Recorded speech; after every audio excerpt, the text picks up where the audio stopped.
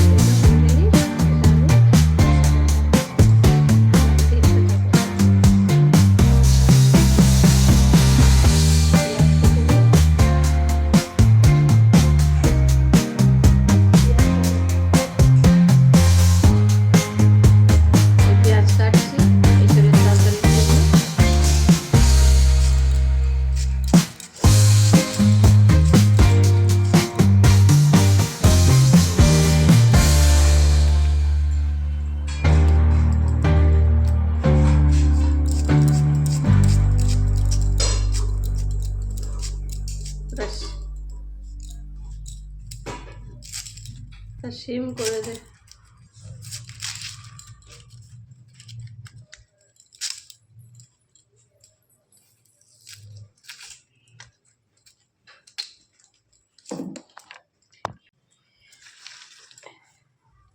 দিয়ে গেছে, এবার আমি আদা রসুন কাটছি। আদা ছাড়াচ্ছি।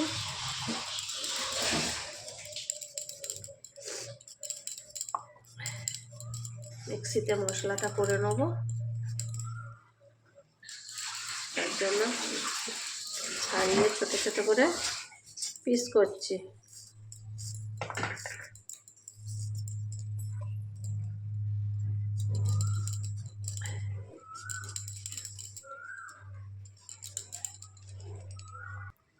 আদা হয়ে গেল কাটা, এবার রসুন ছাড়াচ্ছি, দিয়ে মশলাটা করে নেব। আপনারা দেখতে থাকুন।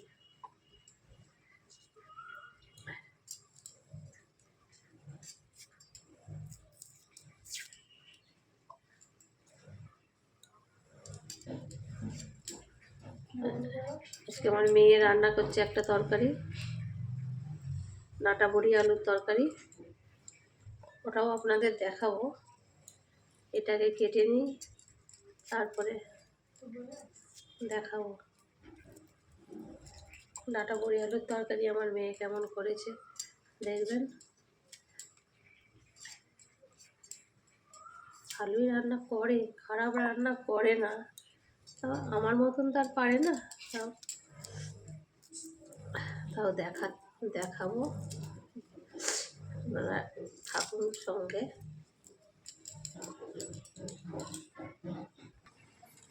এই যে শুকনো লঙ্কা ছটা সাতটা দিলাম, জিরে দিচ্ছি, গোটা জিরে 1 চামচ। আমার ঠান্ডা লেগেছে বলে কথাগুলো আস্তে আস্তে হচ্ছে, একটু শুনে নেব। এই জিরে দিলাম 1 চামচ, কাঁচা পেঁয়াজ দিয়েছি, জিরে দিলাম, শুকনো লঙ্কা দিলাম, আর এই যে দিচ্ছি, ধনে দিচ্ছি। আমরা একটু ধনে খাই, এখন গরমকাল, পেট ঠান্ডা থাকবে ধনে খেলে, সেই জন্য 1 চামচ ধনে দিলাম। এবার মিক্সিতে মশলাটা করে নেব। আর আমার মেয়ে হচ্ছে কি যে ডাঁটা বড়ি আলু তরকারি বসিয়েছে, ওইটা আপনাদের দেখাই, দেখি করাতে হয়ে গেল কি না। হয়ে গেলেই আপনাকে দেখাচ্ছি ওটা। এই যে আমার মেয়ের তরকারি হয়ে গেছে, ডাঁটা বড়ি আলুর তরকারি। দেখুন কেমন হয়েছে। কতগুলো দিন করিনি, মাঝে মাঝে করিনি যে তা নয়। এই যে এবার ঢালছি।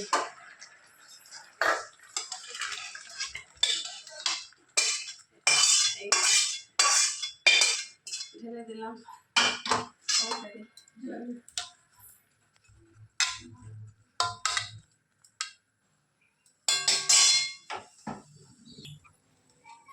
এই যে এঁচড়ের মশলা হয়ে গেছে, মিক্সিতে করে নিয়ে আসলো আমার মেয়ে।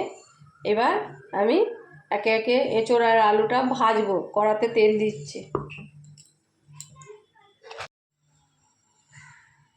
কড়াতে তেল দিলাম। এবার এঁচড় আলুটা দিচ্ছি। এঁচড় আর আলু ভাজলেও হয় এঁচড়, আবার না ভাজলেও হয়।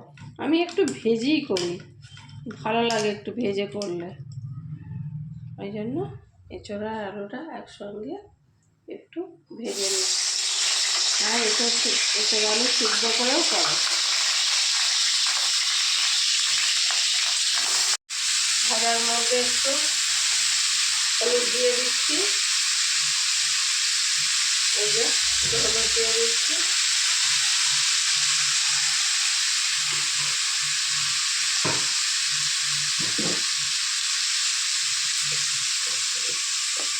একটু নুন দিচ্ছি।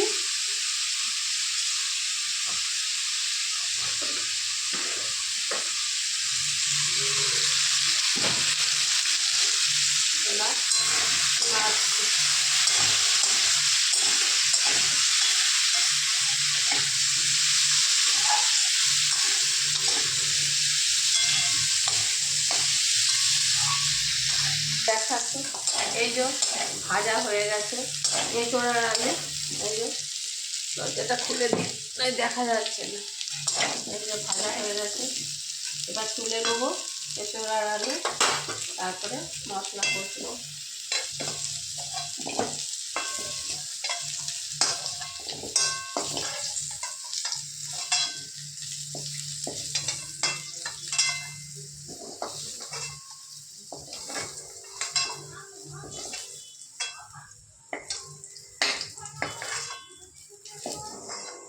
এই যে এঁচড় ভাজা হয়ে গেছে।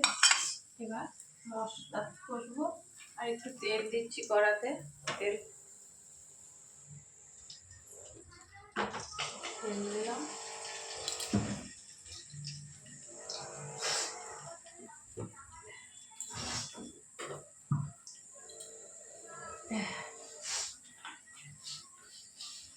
জিরে ফোড়ন দিলাম।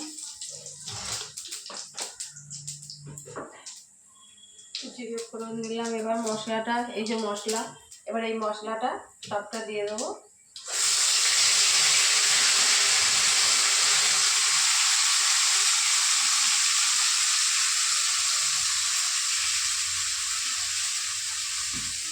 মশলা সব দিয়ে দিলাম।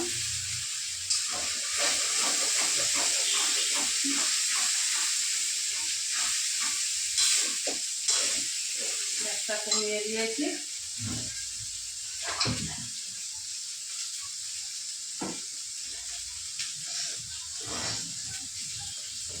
হলুদ দিচ্ছি, 1 চামচ মতন হলুদ দিলাম।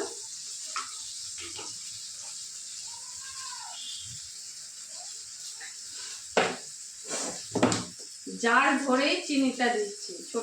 ছোটোতে ঢালা শেষ হয়ে গেছে, ওই জন্য বড়টা নিয়ে একটু চিনি দিলাম।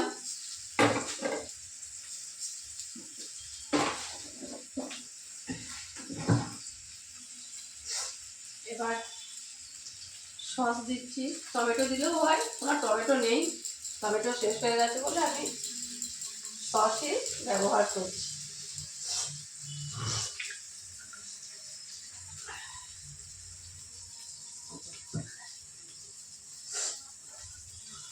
এবার ভালো করে মশলাটাকে কষছি।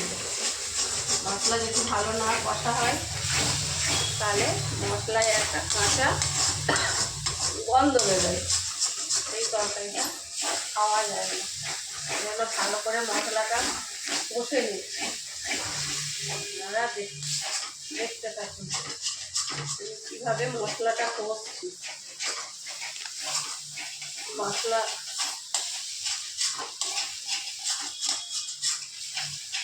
কষা হয়ে গেলে তেল ছেড়ে দেবে, তখন জানবো মশলা হয়ে গেছে।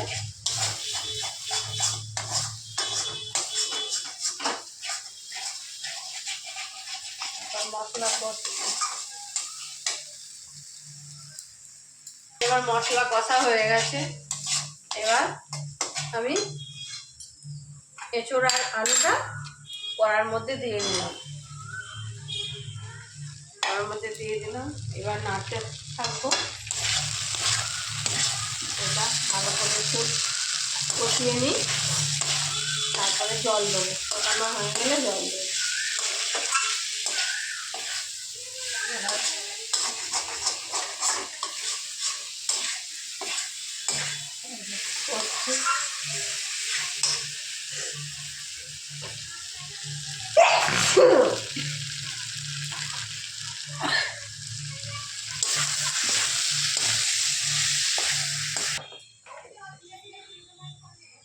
এই যে পরিমাণ মতো নুন দিচ্ছি, আমার এই চামচটার 1 চামচ নুন দিলাম।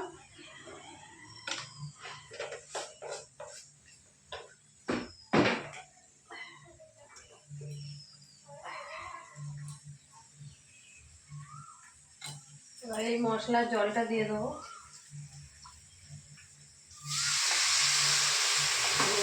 এবার আমি প্রেসারে দিয়ে দেবো।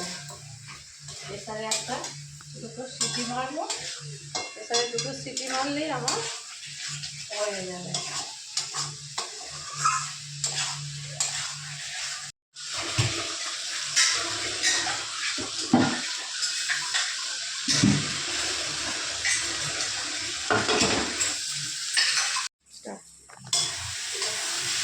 এবার প্রেসারে দিয়ে দিচ্ছি। আমার প্রেসারটা বড়, 5 লিটারের প্রেসার, ছোটো প্রেসারটা বড়টা ইউজ করি। প্রেসারে দিয়ে দিলাম।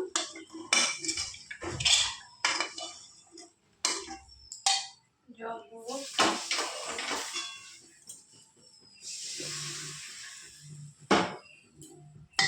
কড়াটা ধুয়ে জলটা দিয়ে দেবো। কড়ার মধ্যে অনেক মশলা লেগে আছে।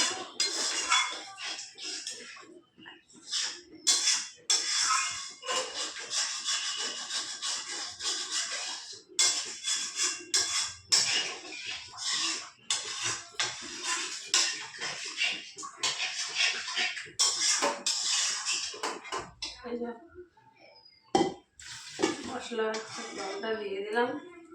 এবার এটা আমি বসিয়ে দেবো।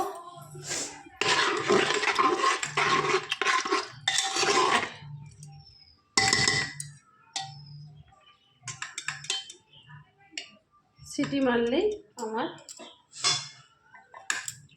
তরকারি হয়ে যাবে।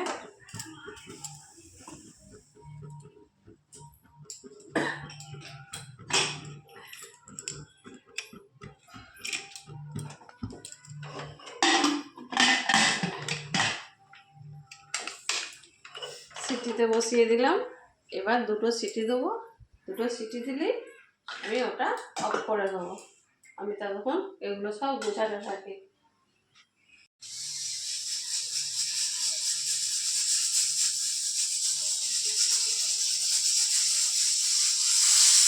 এই আমার দুটো সিটি পড়া হয়ে গেছে, আমি এবার অফ করে দিচ্ছি।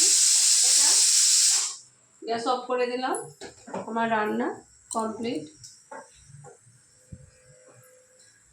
রান্না কমপ্লিট, আমার চান টান করা হয়ে গেছে। এবার আমি খেতে দেবো, সব নিজেও খাবো, খেতে দেবো। যদি আমার রান্না সব ভালো লাগে তাহলে কমেন্ট করবেন, লাইক করবেন, শেয়ার করবেন। টাটা।